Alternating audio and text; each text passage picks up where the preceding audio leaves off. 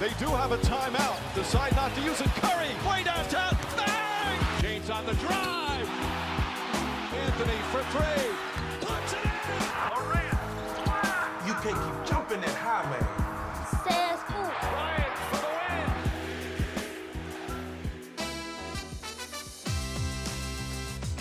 La star des Bucks, Giannis Antetokounmpo, excelle sur le green, mais ça reste sur le terrain qu'il est impitoyable.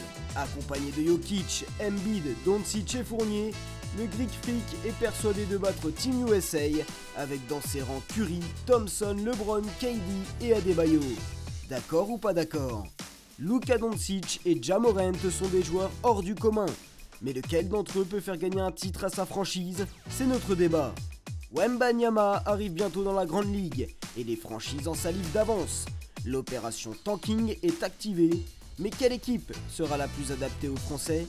Réponse dans le focus. Hype, épisode 7, saison 2. Nouvelle semaine et nouvelle hype NBA sur Sport en France. Bonjour à tous et merci d'être fidèles maintenant à un rendez-vous tous les mardis soirs 22h30. On discute de basket NBA et international maintenant et on va le faire avec un homme qui est prêt à en découdre. Angelo, toujours bien vêtu, comment il va? Merci beaucoup, je vais très bien. Épisode 7 et il va être bien cet épisode, je le sens. Bien, Il va être bien. On réunit d'ailleurs en plus un couple qui a fonctionné pendant longtemps sur la chaîne puisque Lucas Nico va nous accompagner cette semaine. Salut Sylvain, salut tout le monde. Je tiens à dire que vous rendez les États-Unis sexy. Avec le générique, avec l'ambiance derrière, c'est vraiment sympa. T'es autant sexy que nous avec ta petite veste que tu portes très bien. Merci d'être là Lucas, on sait que la NBA aussi c'est ton truc. On va parler avec toi bien sûr de l'actualité, fan des Celtics. Également il faut le rappeler, les États-Unis sont là. Un homme qui s'est déplacé du côté de l'Oregon, c'est Melvin. Salut Melvin. Salut Sylvain, salut à tous, comment ça va? On va très bien, Antoine, prêt, bien, toujours la petite veste, le petit t-shirt noir. Antoine, comment il va? J'ai noté que la petite veste t'a fait plaisir, donc je t'en remets une cette semaine, Sylvain. Une veste. Bon, gros programme, messieurs, qui vous a été présenté par Lucien, notre chef d'édition. On va se lancer dans le French Corner. C'est parti.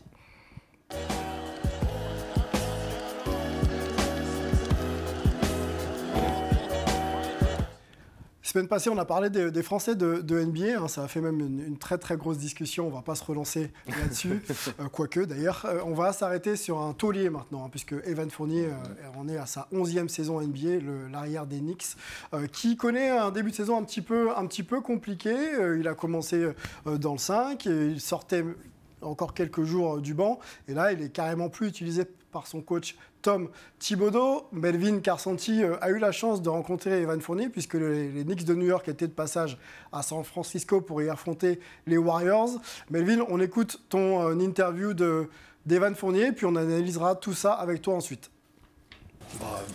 Je le vis, je suis pas content, hein, mais bon, j'ai pas. Qu'est-ce que je peux faire je peux pas faire grand chose en vrai. Donc, je reste professionnel, je fais ce que j'ai à faire et j'essaie de me tenir prêt et puis voilà, on reste patient quoi. Mon rôle a déjà réellement changé dès l'année dernière, c'est-à-dire que j'étais beaucoup plus dans un rôle de shooter que les années précédentes, ce qui n'a pas forcément été mon jeu par le passé, mais j'ai réussi à quand même bien m'adapter je trouve.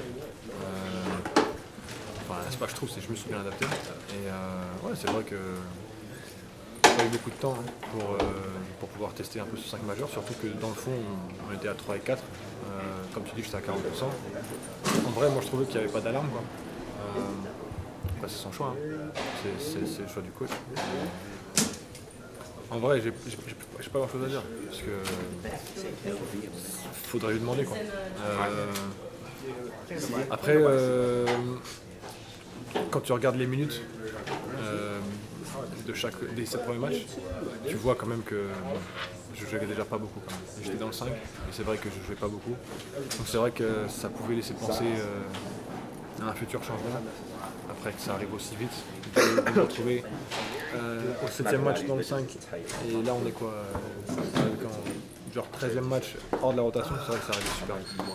C'est pas parce qu'on m'a dit que pour l'instant je suis tout de suite dans la rotation que nécessairement je vais à me relâcher, à plus manger, à sortir, Tu vois, voilà, j'essaie de me tenir prêt. Demain, les autres vont être off, je vais aller m'entraîner, je vais faire du cardio, je vais faire ma muscu. Voilà, quand je dis professionnel, c'est ça, c'est me préparer au mieux au cas où coach a besoin de moi. C'est vrai que si après un mois, il n'y a rien qui change, et après ça dépend ce que fait l'équipe, tu vois. Mais si dans un mois, rien n'a changé, c'est vrai que là je commence à me poser des questions. Pour l'instant, j'essaie de rester focus sur ce que j'ai à faire. Et puis voilà quoi. Je veux dire, je viens à peine d'avoir 30 ans, je suis dans mes meilleures années, je suis en pleine forme. Donc bon, il faut que je joue quoi. Voilà. 82 matchs, il y a énormément de choses qui peuvent changer. Bon, j'espère que ce ne sera pas le cas, tu vois, mais il peut y avoir des blessés, il peut y avoir un trade. Tu ne sais jamais comment ça peut se passer. Et pour être totalement transparent avec toi, j'ai ma femme qui est enceinte, qui va accoucher en février. Me faire traiter maintenant, ça voudrait dire que je ne vois pas ma famille pendant plusieurs mois. Je ne vais pas voir mon nouveau fils. Je suis à un stade de ma carrière où ça c'est tout. Et j'ai pas forcément envie de le vivre. Donc c'est une situation qui est compliquée aussi sur le plan familial. Donc voilà, restons patients pour l'instant et après on verra. Moi ce qui me marque le plus chez Buller, c'est la façon dont il se comporte par rapport à tout ça, comment il se positionne. J'ai pas envie de dire que c'est une forme de maturité, mais c'est. Ouais, il est sûr de lui, quoi. Sûr de lui, sûr de ses forces. Il sait où il veut aller. Le gamin, il est carré, quoi. Et c'est vraiment pas tout le monde qui est comme ça. Il fait part de beaucoup de sagesse, j'ai envie de dire, pour son âge. Et, je suis impatient de le fréquenter en équipe de France, de voir comment il se comporte, de découvrir un peu le bonhomme et de voir ses débuts dans la Ligue, quoi. Parce qu'en tant que Français, tu es obligé de le supporter et d'espérer qu'il cartonne tout. Donc c'est un très bel espoir du basket français. On est sur une pente, je trouve, en France qui est assez inquiétante. Et bien entendu que du coup, vu que les gamins pensent de plus en plus à ça, ils partent plus tôt, quoi. Ils partent plus tôt sans avoir réellement prouvé en France, dans le monde professionnel. Et c'est un gros problème. Franchement, c'est un vrai gros problème. C'était Evan Fournier au micro de Melvin Carcenti il y a quelques jours. Il fallait tendre un petit peu l'oreille. On est clairement dans une ambiance de vestiaire NBA, donc ça vit un petit peu. Evan entretient quasiment, presque plus qu'une interview, carrément un entretien sans concession. Et il revient bien sûr sur sa situation au Knicks, éventuellement sur un trade ou pas. Et puis le basket français, la position du basket français et de la pépite Victor Wembanyama. J'ai une question, moi, pour Melvin. On connaît Evan et son caractère de battant et de combattant. Est-ce que tu l'as senti peut-être un peu désabusé, voire résigné par rapport à sa situation actuelle ? Je dirais pas résigné, mais c'est clair qu'il est affecté par la situation. Je pense que, comme il le dit dans l'interview, je pense qu'il a été vraiment choqué en fait par la vitesse à laquelle tout s'est passé, c'est-à-dire passer de titulaire à remplaçant, même si on en avait parlé la semaine dernière, c'était un peu déjà dans les papiers en fin de saison dernière, mais se retrouver hors de la rotation quand tu es dans la fleur de l'âge, ça, je pense que ça a du mal à passer. Mais par contre, moi, ce qui m'a vraiment marqué, c'est que son réflexe, c'est de se retrancher en fait dans le travail, et il essaye de se concentrer sur ce qu'il peut contrôler. Et ça, c'est quelque chose, je pense, qui est fidèle à lui-même. Moi, avant l'interview, il a fait son shoot-around. Si tu ne suis pas la NBA, je pense que tu n'avais aucun moyen de savoir qu'il n'était pas dans la rotation. Il a shooté pendant bien 15-20 minutes. Mais après, par contre, il s'est assis sur le banc, il était un peu tout seul, un peu dans ses pensées, à regarder Steph Curry s'échauffer. Donc il y a un peu cette ambivalence. Et puis après, moi, l'autre point qui m'a vraiment marqué, c'est quand il mentionne un trade et sa femme qui est enceinte, et comme il le dit, qu'elle va accoucher en février. Et du coup, il y a cet aspect humain, je pense, qu'on oublie souvent en NBA, c'est-à-dire que c'est pas juste des gars, des pions qu'on met dans des équipes, etc. Il y a aussi cet aspect où il se dit, ouais, ma situation professionnelle est pas top, mais si je me fais trader, ça veut dire que je vais pas voir ma femme, pas voir mon futur fils pendant plusieurs mois, et ça l'affecte aussi. Donc c'est vraiment une situation qui est compliquée pour lui. Question à Antoine, qui voit évoluer Evan Fournier, bien sûr, du côté de New York, puisque Antoine vit du côté de New York. Est-ce que c'est une surprise? Pourtant, on s'était posé cette question-là la semaine dernière. Il le sortait du banc. Là, il est carrément plus utilisé. Qu'est-ce qu'on en dit? Est-ce que c'est d'autant plus surprenant? Je pense que ce qu'a dit Melvin, c'est vraiment ça, quoi. Et c'est le ressenti d'Evan, quand ça Evan, de ce côté-là, quoi. Donc ça fait un peu pour lui. Mais son attitude est très bonne, hein, et exactement ce qu'il doit dire, mais aussi ce qu'il doit faire, en fait, ce qui est encore plus important. Donc, on espère le meilleur pour la suite. Lucas, tu n'étais pas là les semaines précédentes, mais je sais que tu nous regardes. D'ailleurs, pour ça, on avait un débat justement sur l'arrivée des joueurs NBA, trop tôt, pas trop tôt. Evan Fournier semble être plutôt d'accord avec les déclarations de Nicolas Batum et de sur ce sujet-là, ouais. Parker. Quel est ton avis? Alors juste sur Evan, moi je voulais réagir. Il y a un point qu'on n'a pas relevé, c'est l'aspect poser la question à Thibodeau. J'étais un peu étonné, mais je me dis, est-ce qu'il n'y a pas aussi un problème entre la relation Thibodeau-joueur? Oui. Parce qu'ils n'ont pas l'air d'échanger tant que ça, et c'est un problème quand on connaît l'aspect compétiteur et l'aspect bosseur d'Evan Fournier. Sur l'aspect joueur, ça dépend qui en fait. C'est vrai qu'il y a des jeunes, tu te dis il faut qu'ils y aillent parce qu'ils ont un potentiel énorme et ils vont le développer, ils vont apprendre aux côtés de grands joueurs NBA ou dans une bonne franchise.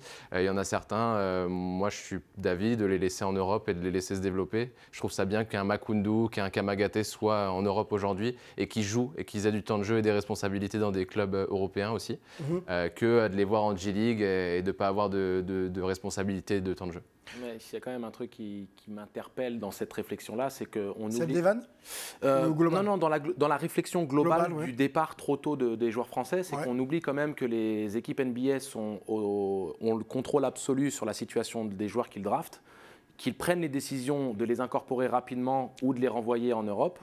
Ils n'ont pas d'obligation de les intégrer à leur effectif ou de les envoyer en G-League s'ils n'en ont pas ni l'envie, ni la vision. Ou si le joueur est en capacité d'être déjà peut-être un peu performant dans le projet proposé. Donc pour moi, c'est plutôt une histoire de saisir les opportunités qui leur sont données et d'être performant.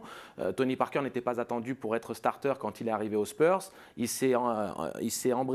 est rentré dans cette brèche qui s'est présentée à lui. Il a été performant. Il n'a jamais lâché le starting job suite à cela. Et pour moi, Kylian Hayes a eu ses opportunités, Sekou Doumbouya a eu des opportunités, il y a eu des problèmes extrasportifs, il y a plein de choses aussi dont on ne parle pas forcément, qui rentrent en ligne de compte. Donc pour moi, le départ trop tôt, il faut aussi vivre avec son temps, il faut admettre les enjeux financiers, les contrats, la hype qui n'est jamais promis l'année d'après, les comptes performance, les blessures, et surtout les équipes NBA, si elles intègrent les joueurs, c'est qu'elles ont, je pense, la vision qu'il est soit apte à le faire ou qu'ils peuvent le développer. Reste aux joueurs ensuite de performer et de se développer donc, dans l'environnement qui lui est proposé. Vaste débat, je pense qu'on reviendra sur le sujet de la question dans les semaines à venir. On va continuer à débattre et rester dans le contexte international dans notre chronique très chère aux yeux d'Angelo. D'accord, pas d'accord.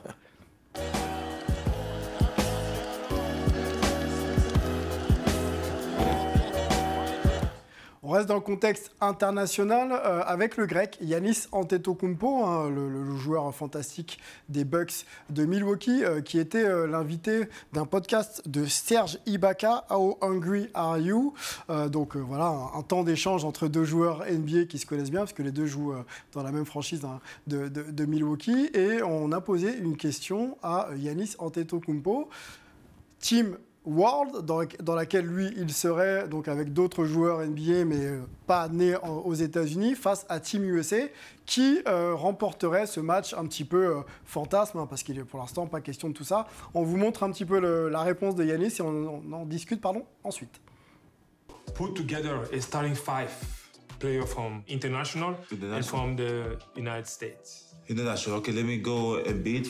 Okay. 5, Jokic 4. Giannis 3, maybe Evan Fournier at the 2. And Luka, you put him? And Luka at 1. Man, it's crazy. There's some talent there. So now let's go to the USA team. Okay, you gotta go Steph. Steph at 1. At the 2 now. Best shooting guard in the league. What? Klay Thompson to play together. Let's go there. Steph and Klay Thompson. 3, LeBron. 4, KD. And who's the best American 5-man? Adebayo. We beat them. You think we beat them? Yes, we beat them. Who's going to guard Embiid? Adebayo. Okay, okay, makes sense. Who's going to guard Jokic? And who's going to guard me?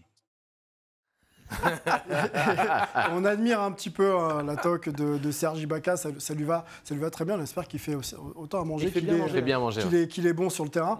On va représenter un petit peu les 5 pour se mettre un petit peu d'abord en appétit. Justement, quand on parle de team international, on évoque donc Luka Doncic, Evan Fournier, qu'on vient d'évoquer il y a quelques minutes, Nikola Jokic, Joel Embiid et donc Giannis Antetokounmpo. Voilà les 5 qu'a évoqué donc le grec. Et quand on parle de Team USA, on parle de Stephen Curry, de Klay Thompson, donc les 2 Warriors, LeBron James, Kevin Durant et Bam Adebayo, l'intérieur de Miami.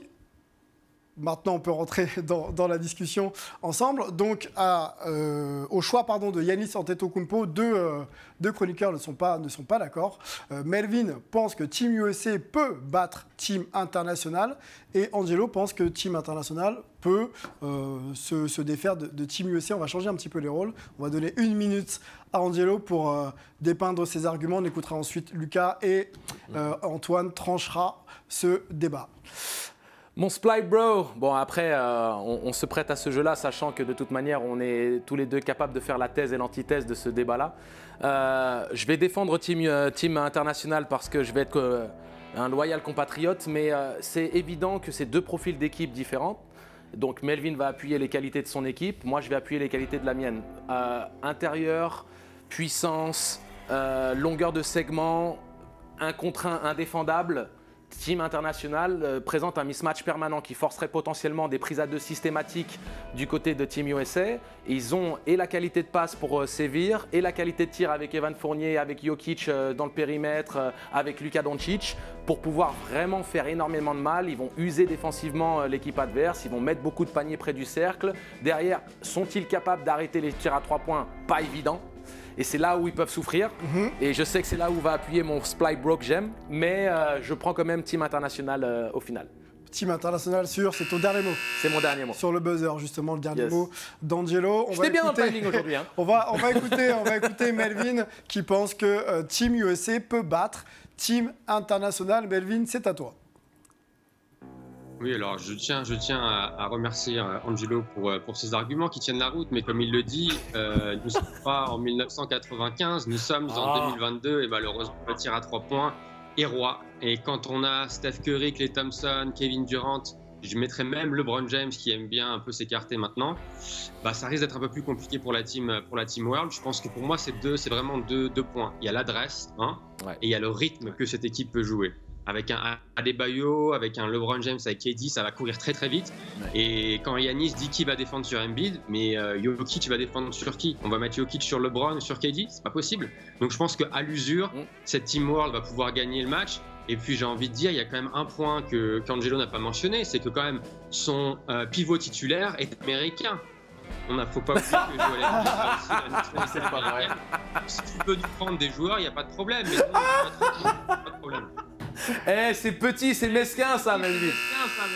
Pour l'instant, on est sur un joueur qui a une triple nationalité, j'ai envie de dire. Quand on parle de Joel Embiid, américain, français et camerounais. On va écouter Lucas. Continue à argumenter, Lucas, et puis ensuite on écoutera Antoine pour statuer sur le choix d'Angelo ou de Melvin. Avant le débat, j'avais du mal à me pronostiquer et à me définir un choix. Là, en fait, je crois que j'ai trouvé mon choix parce qu'on n'a pas parlé de l'aspect émotionnel aussi de ce jeu. On n'a parlé que du sportif, mais à chaque fois qu'on voit une équipe affronter les États-Unis, ça donne un petit supplément d'âme. Il n'y a qu'à regarder les matchs de l'équipe de France contre les Américains, que l'Australie les joue, etc. Et je pense qu'une association de toutes ces personnes-là pourraient créer quelque chose et avoir cette niaque supplémentaire. Les Ricains, ils vont même pas faire ce genre de classement. Eux, ils pensent qu'ils sont les meilleurs naturellement. Et je pense qu'avec cette envie-là, et d'ailleurs, quand on voit le roster, on se dit mais à quand faire ça sur un All-Star Game, un format un peu pour se rendre compte de ça. Mais un match qui compterait, je pense que les États-Unis perdraient. Tu penses que l'émotion et le fait de taper les Américains, on va parler comme ça, peut les amener justement à être mis en difficulté là où eux se croient, comme tu l'as dit, peut-être déjà arrivés? Quand on regarde l'équipe de France, Franck Ntilikina, quand il affronte les États-Unis, c'est pas le Franck Ntilikina de la NBA. Quand on regarde Rudy Gobert, il est dominant, il écrase tout le monde. Embiid, s'il peut défoncer Adebayo, il le fera. Et je pense que il y a qu'à regarder la photo de Giannis, pas sur celle-là, mais sur la présentation. Il a du rouge dans les yeux. Il a envie de manger tout le monde. Evan Fournier, c'est pareil, c'est un gros caractère. Donc face à Steph Curry et Klay Thompson qui sont dilettantes un peu sur ce genre d'ambiance, je pense que ça pourrait créer quelque chose. Et Sylvain, juste droit de réponse de 10 secondes. Oui. N'oublie pas que mon équipe shoot également, hein, parce que j'ai Luka Doncic qui est un shooter de classe mondiale, que Evan Fournier est C'est fini en fait. Ah non. Evan Fournier est un shooter et Jokic et Embiid sont Merci à 40%. monsieur Tsagarakis. C'est 1 minute et pas plus. On écoute Antoine. Antoine, tu donnes ton point à qui? Qui peut gagner dans cette confrontation Team World ou Team USA? Franchement, c'est le genre de débat comme ça, un petit peu fictif, difficile à dire. Mais je vais être d'accord tout simplement parce que c'est Giannis qui qui doit répondre à cette question. Donc forcément, Giannis ne va pas dire je risque de perdre, quoi. Maintenant, pour moi, le plus gros argument, c'était quand même Joel Embiid. Il faut vraiment savoir dans quelle équipe il est. Si Joel Embiid est dans la team internationale, ça passe, mais sinon, non. Messieurs. Et encore une fois, on a posé la question à Giannis. C'est normal qu'il dise qu'il va gagner. D'accord, mais toi, ton avis sur l'argumentation des deux, parce qu'en fait, c'est ça, messieurs, la chronique. On a 2-5 qu'on vous a présenté. Il a parlé d'Embiid, il a dit la clé, c'est Embiid. Pour l'instant, c'est nous qui l'avons. Ok, donc pour toi, Team International bat Team USA. Antonio. Yeah. Bon, très bien. Ça, c'est fait. Merci, on a eu du mal à avoir notre réponse. Attends, il faut quand même que je gagne un d'accord, pas d'accord, au moins une fois quand même. C'est ton premier. Je voudrais qu'on avance justement sur le débat, et Lucas, tu as ouvert un angle qui m'intéresse. Oui. On a un format de All-Star Game où les meilleurs joueurs se confrontent en conférence, donc les meilleurs de l'Est et les meilleurs de l'Ouest. Après, effectivement, il y a un petit brassage, hein, vous avez l'habitude de cette nouvelle formule. Est-ce qu'on ne pourrait pas, maintenant, avec le niveau des joueurs internationaux, avoir un 5 All-Star international, voire un 7, un 8, un 9, aller trouver 10-12 joueurs qui ont un niveau All-Star, qui pourraient affronter donc un Team USA en version All-Star? On en parlait avec Angelo tout à l'heure et c'est vrai que le plus gros problème de ça, c'est le côté, les joueurs, ils veulent avoir ça sur le CV, d'être All-Star. Donc tu mets en difficulté certains Américains qui vont vouloir renégocier un contrat derrière et dire j'ai été All-Star, donc je mérite plus que lui, etc. Tu leur permets d'être plus compétitifs parce qu'ils vont vouloir s'arracher pour avoir la place. Voilà. Et puis les Américains, quand tu regardes l'équipe, tu peux très bien avoir des joueurs qui ont clairement le niveau d'un All-Star, type Ja Morant, type Chris Paul, type ce genre de joueurs, où il y a beaucoup de monde à ce poste-là. On parle des intérieurs, Bam Adebayo est le seul, mais par contre sur les postes extérieurs, waouh, pour les Américains c'est dur. Mais moi c'est un rêve parce que la NBA est globale aujourd'hui et quand on va voir Victor Wembanyama l'année prochaine, ça va être chaud. Antoine, bonne ou mauvaise idée d'intégrer plus d'internationaux dans la formule du All-Star et d'opposer justement les internationaux aux Américains? Non, franchement, ça va être une très très bonne idée. Justement, ça souligne l'internationalisation de la Ligue. On n'a pas parlé dans le débat, mais quand même, le dernier MVP, c'est Jokic, c'est Giannis Antetokounmpo, Embiid a été deuxième les 2 dernières saisons aussi. Donc, franchement, ça pourrait donner quelque chose de très intéressant. Ça changera un petit peu le format. Moi, je suis plutôt pour, vu qu'on a un petit peu abandonné les conférences. Très très très bonne idée. Bon, on est dans le fantasme, hein. On en parle entre nous, hein. C'est une discussion hype, sport en France avec Angelo. Ouais, ils ont fait avec les jeunes, donc c'est peut-être un format qui serait applicable avec les, on va dire les adultes, les All-Stars, les confirmés, les vétérans. Rising Star. Le Rising Star. Le problème que j'ai, c'est que on arrive à un moment où on peut maintenant le faire, peut-être, si tu comptes les Canadiens. Bien sûr. Parce que tu as des gars comme Shai Gilgeous-Alexander. Je les compte dedans. Voilà. Wiggins, donc si on les compte, on a maintenant, on va dire, une équipe qui peut présenter sur le papier une belle opposition. Le vrai problème qu'on avait avant, c'était le déséquilibre. C'est-à-dire que si tu regardes les postes de jeu sur lesquels les joueurs internationaux sont performants en NBA, c'est surtout les postes intérieurs. Tu as Sabonis, tu as Gobert, tu as Embiid, tu as Jokic, tu as Antetokounmpo, mais tu ne peux pas faire une équipe de basket. Tu as Siakam. Je veux dire qu'à un moment donné, ok, tu as tous les meilleurs au poste 4 et 5 de la NBA, mais tu n'en fais pas une équipe de 12 joueurs qui peuvent présenter un spectacle cohérent. Tu vois. Okay. Donc c'était peut-être un petit peu ça le souci, mais clairement maintenant, sur un 5 majeur ou un 7 global, tu fais un 7 contre 7. Ça devient vraiment, vraiment sexy. Ouais. Le problème, c'est que le basket, c'est pas 7 contre 7. On fait du 3-3 maintenant, on peut faire du 7 sur 7. C'est vrai. Melvin, sur la question justement de l'opposition dans un All-Star Game, c'est une formule qui a longtemps manqué de compétitivité. Est-ce qu'à ce niveau-là, on pourrait justement avoir une garantie de se dire que le match va se jouer de manière sûre et certaine parce que les joueurs ne vont pas vouloir perdre, quoi? J'ai envie de dire que si on suit le contre-argument qu'avait donné Lucas, non, parce que les Américains vont pas le prendre au sérieux. Chose que je suis pas d'accord, mais ça, j'ai pas envie de revenir sur le débat. Non, je pense que la compétitivité du All-Star Game avec le nouveau format qu'ils avaient mis en place il y a quelques années, je trouve que c'est déjà un peu mieux.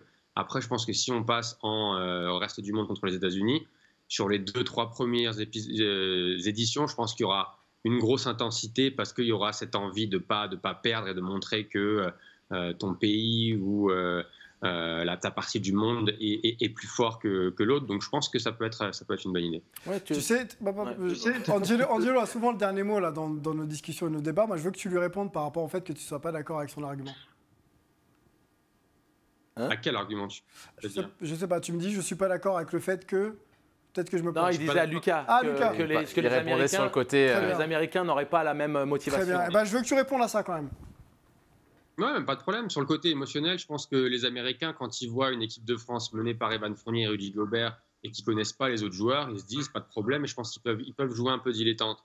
Par contre, s'ils se retrouvent face à Giannis, Luka, Doncic, etc., je pense que là, ils vont avoir les crocs, ils vont avoir à cœur de montrer qu'ils sont les plus forts. Lucas et Doncic sont le même, hein, je tiens à le signaler.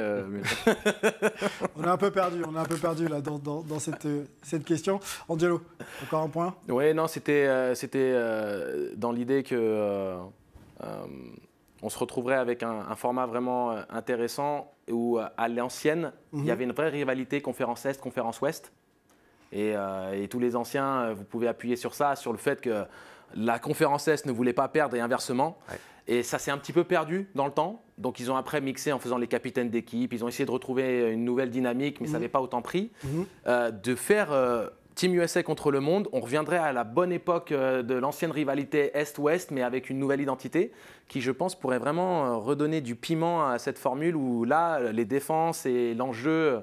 La fierté, en fait, reviendrait au centre du débat, plus que maintenant où c'était vraiment « allez, je te laisse aller au alley-oop, je défends même plus ces choses-là ». Ce qu'on voit d'ailleurs dans le All-Star Game français et qui est d'une des raisons principales pour laquelle vous ne me voyez jamais à Bercy. Bon. Mais voilà. Ça c'est dit. Ça c'est fait. On le cherchait d'ailleurs, on ne le trouvait pas. Maintenant, on sait pourquoi. On va continuer la discussion. Le All-Star Game d'ailleurs NBA, c'est pas tout de suite, hein, c'est traditionnellement en février, donc on a un petit peu de temps. Et puis on reparlera sûrement des formules qui pourraient potentiellement évoluer. On ne sait pas. On va voir. On va discuter de cette nouvelle génération. On parlait d'opposition il y a encore quelques minutes. On va opposer deux nouvelles stars en NBA dans le débat de la semaine.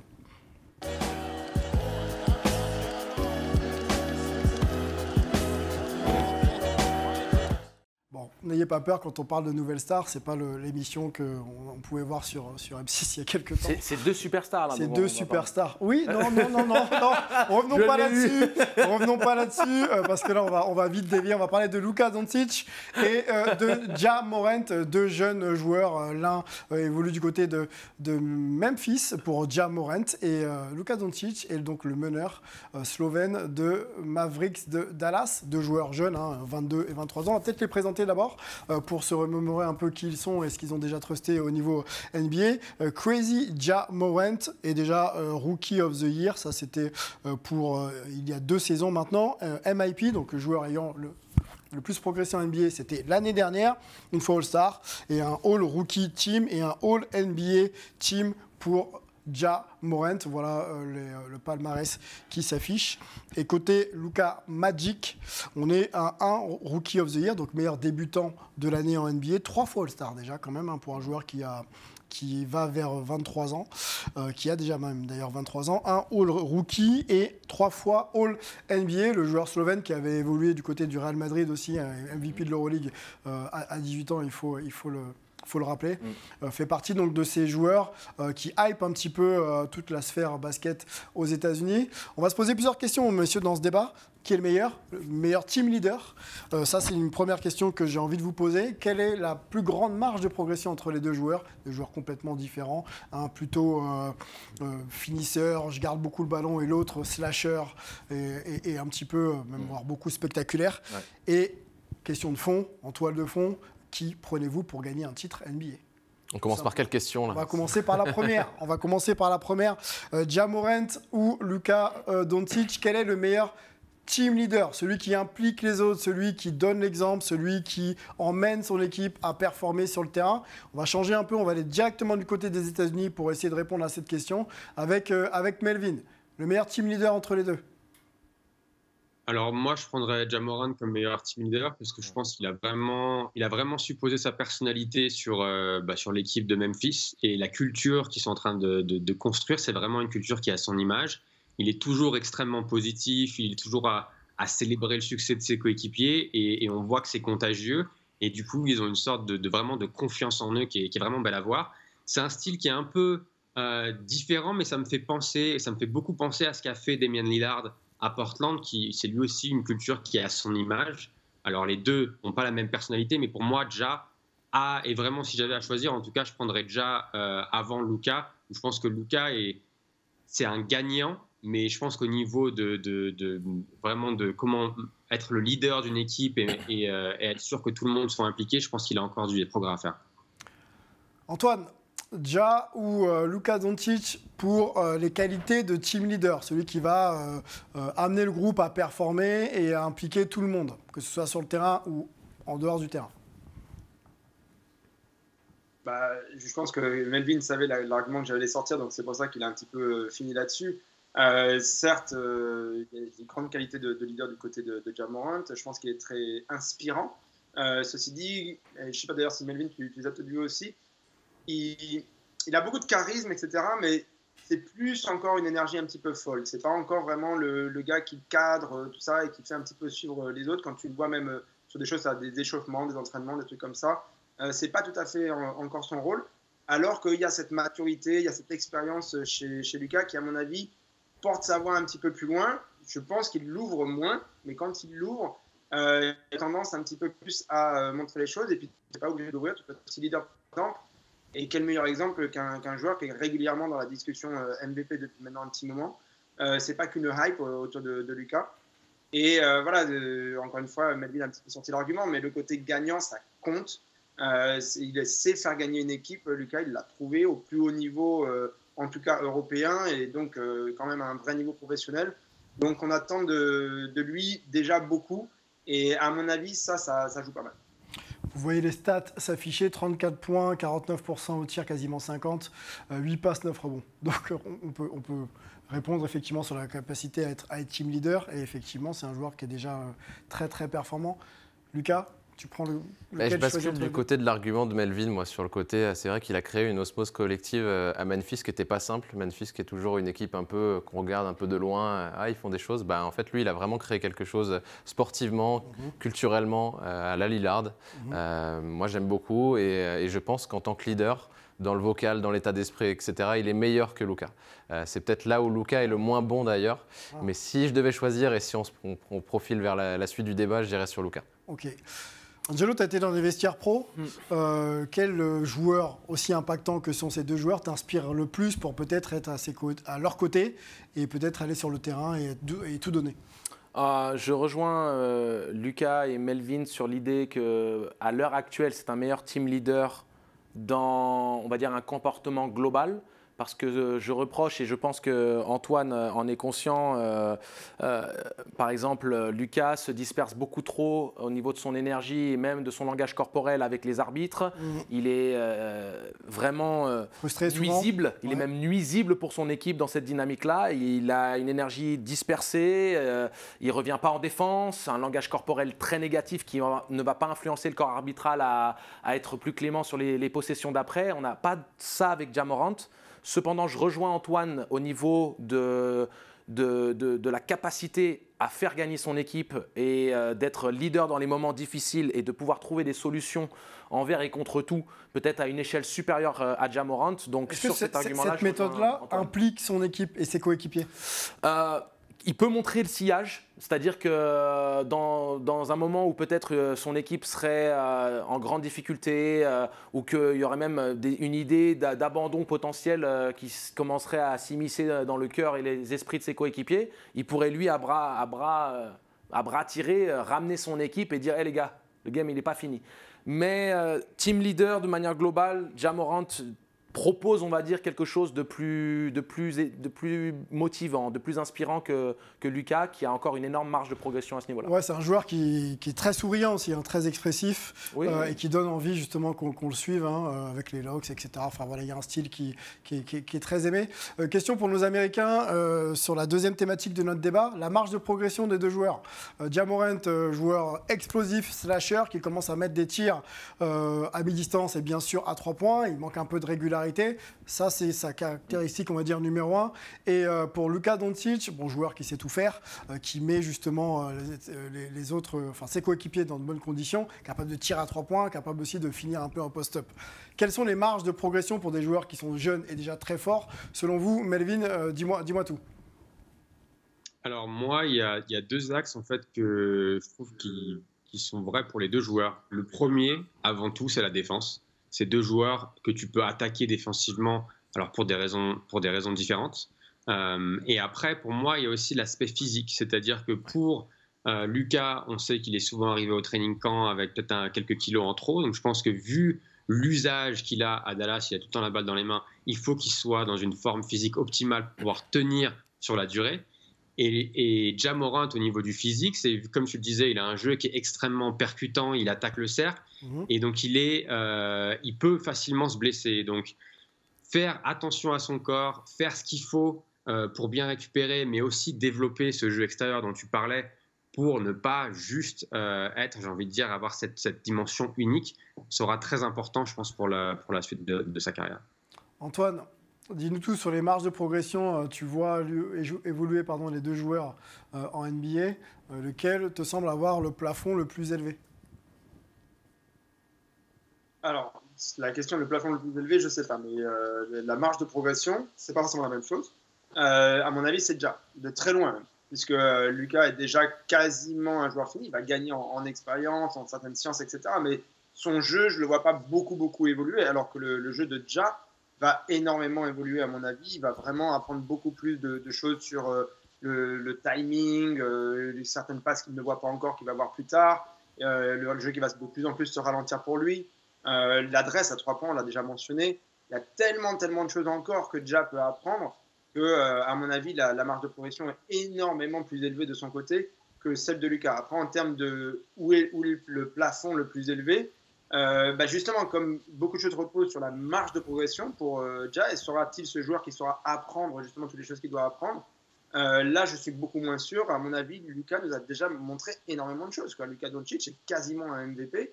Donc, Ja, il y a une hype, mais à mon avis, le voter sur les MVP, là, on n'y est pas encore.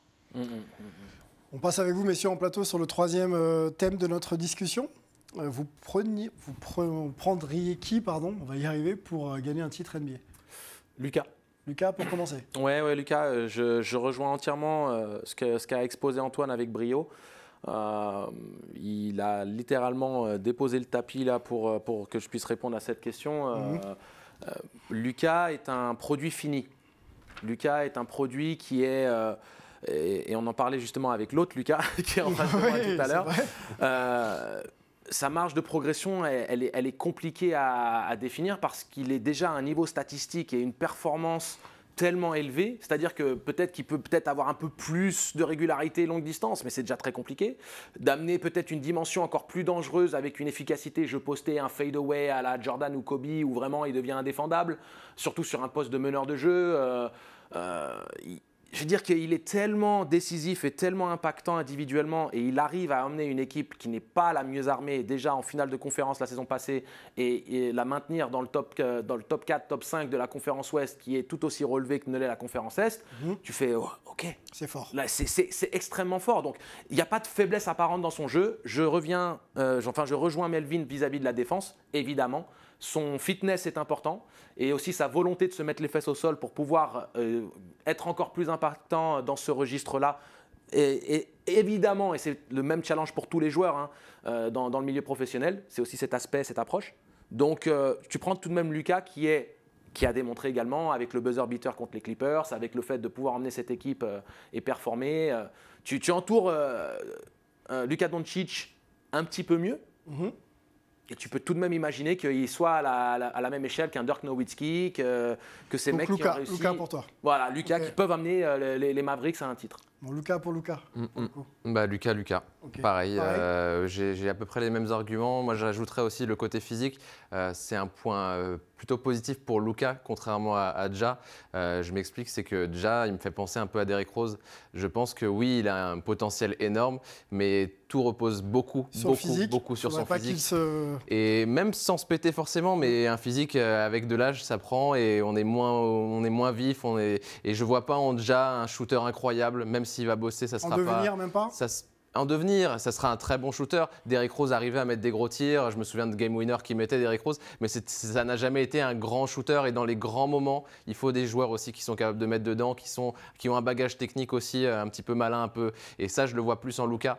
Et donc sur la longévité de carrière, je pense que c'est plus intéressant pour une franchise de prendre Luka que Ja, qui est un peu plus limité dans le temps. Allez, nos Américains en un mot. Melvin, Luka ou Ja? Luka, il est sur garde, il a gagné partout où il est passé, il a gagné avec le Real, il a gagné avec la Slovénie, et je pense que comme le disait Angelo, si on met la bonne équipe autour de lui, ce sera game over, aussi en NBA. Ouais. Antoine, est-ce que tu partages l'avis du plateau et de Melvin?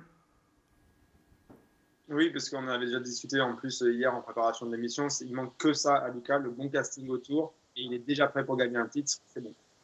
Bon, Luka à nos faveurs, Hype Sport en France. On surveillera bien sûr la saison des deux et puis l'évolution surtout des deux, statistiques mais également techniques. Il y a encore beaucoup de choses à voir de ces jeunes joueurs en NBA. On va discuter de la course au tanking. La Wembanyama est dans Hype. C'est parti.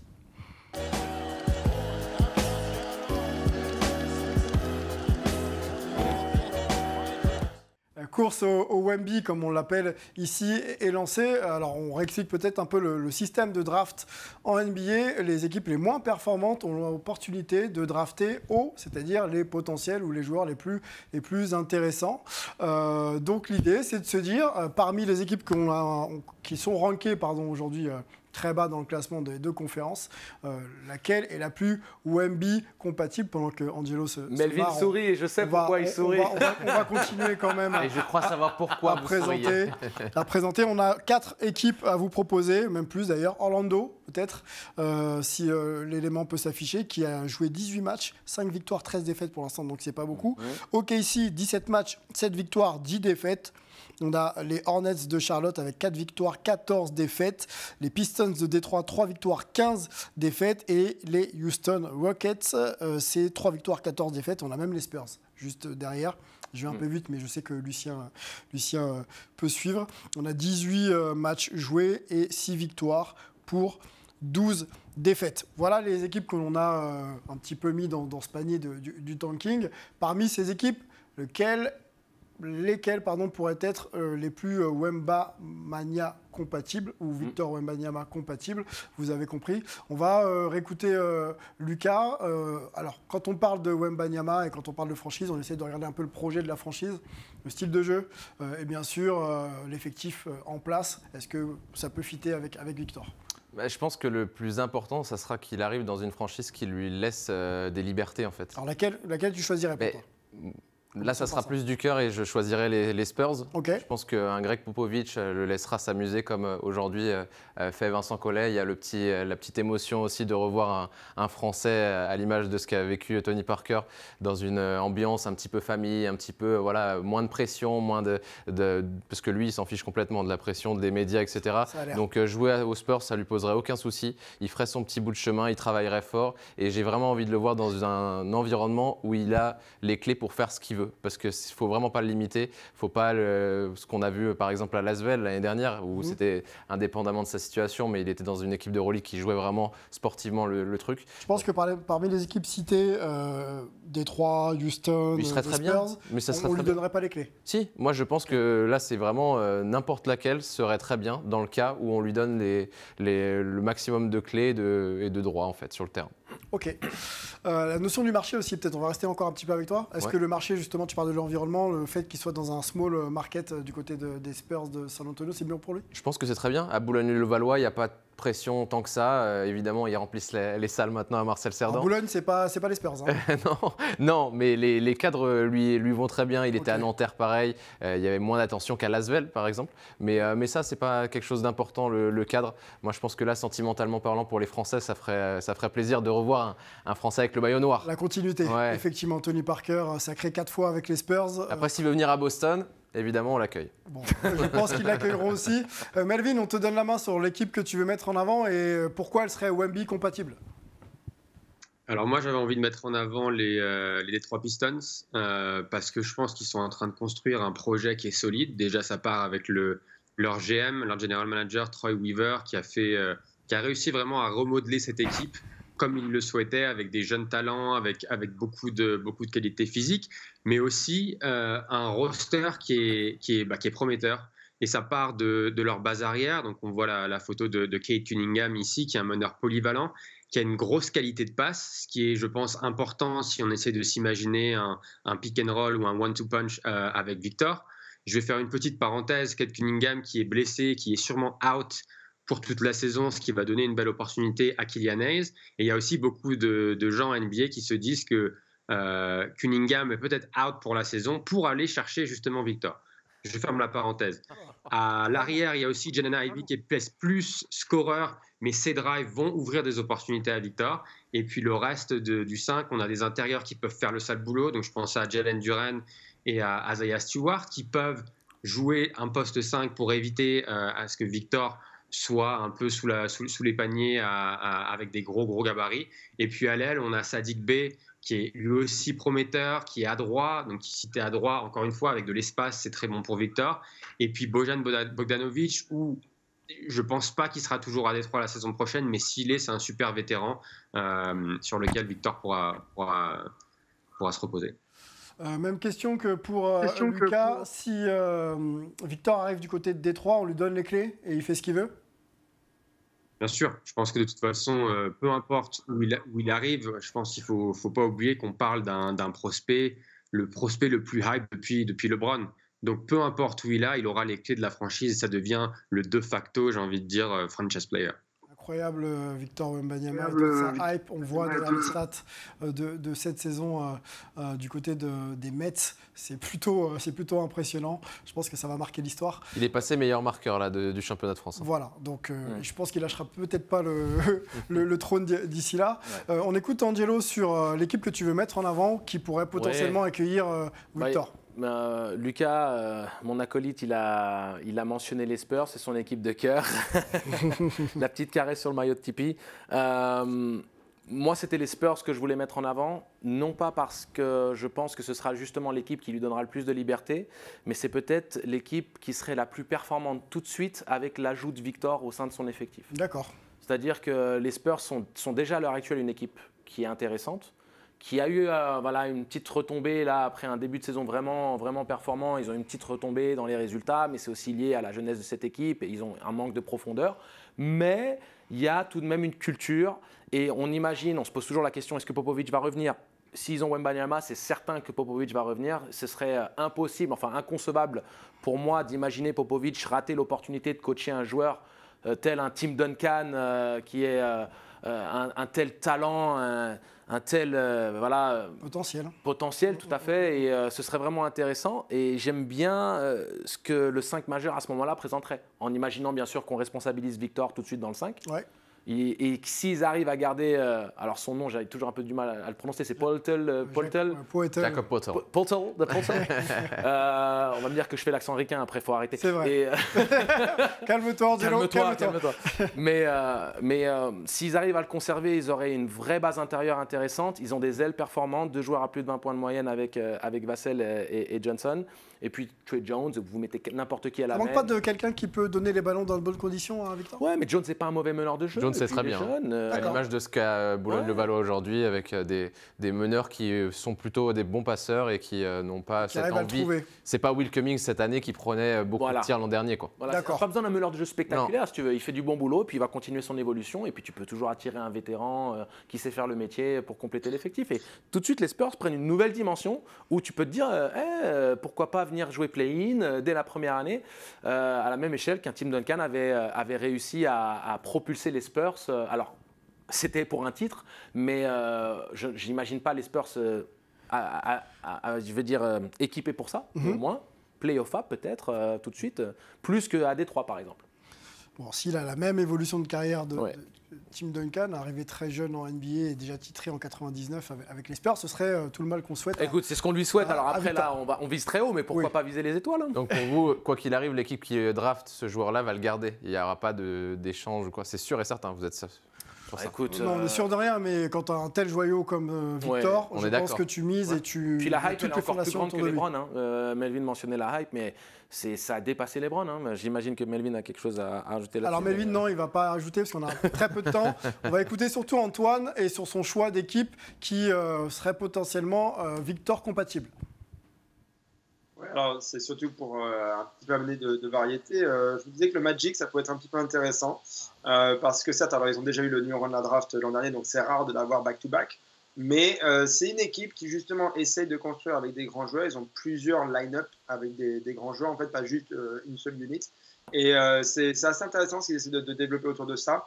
Ils ont un petit peu un brouillon là, avec Bol, donc ça peut être le brouillon avant le chef-d'œuvre. Et voilà, il y a une culture déjà qui tourne un petit peu autour de ça, de chercher le joueur qui va un petit peu amener quelque chose, qui va sauver. Paolo Banchero est donc numéro 1 de la draft. Il n'aime pas perdre, donc je ne sais pas s'il va réussir à faire un petit peu monter le Magic en puissance pour un petit peu accrocher des matchs et plus trop être du côté de la draft pour être numéro 1 et choper Victor. Mais en même temps, si justement il n'aime pas perdre et qu'il a Victor à ses côtés, encore une fois avec un coach, Jamal Mosley, qui prône ça, le jeu avec des grands joueurs, pas de small ball, ça pourrait vraiment donner quelque chose d'intéressant, quoi, de voir un petit peu justement le joueur le plus ultime là-dessus arriver dans cet effectif et exprimer un petit peu ce style de jeu que veut mettre en place cette franchise. Ils sont à Orlando aussi, c'est peut-être pas le marché le plus sexy, mais bon, il y a quand même Disney World, etc. Donc ça ramène du tourisme par rapport à l'internationalisation du jeu, qu'on a déjà un petit peu mentionné, tout ça.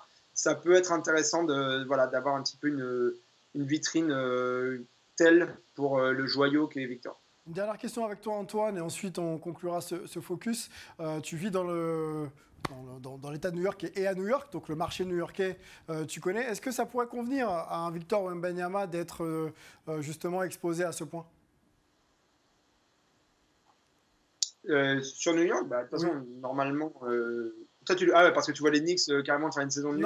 Non, c'est décorrélé du contexte, parce qu'ils ne font pas partie des équipes qu'on a présentées, mais de manière globale, un gros marché pour Victor, est-ce que ce serait bon pour lui ? Chicago, LA, New York. Franchement, moi, j'aime pas trop parler des joueurs quand je les ai pas un petit peu vus en direct, quoi. Avoir un petit peu un minimum de discuter avec eux, s'être renseigné autour de leur entourage, etc. Mais c'est vrai qu'il a la tête tellement bien vissée de ce qu'on a vu jusque-là que c'est quelqu'un qui pourrait certainement bien le vivre de manière assez sereine. Ceci dit, c'est quand même un marché un peu compliqué, quoi. Il se passe beaucoup de choses ici au niveau de l'attention médiatique, au niveau de chaque pack.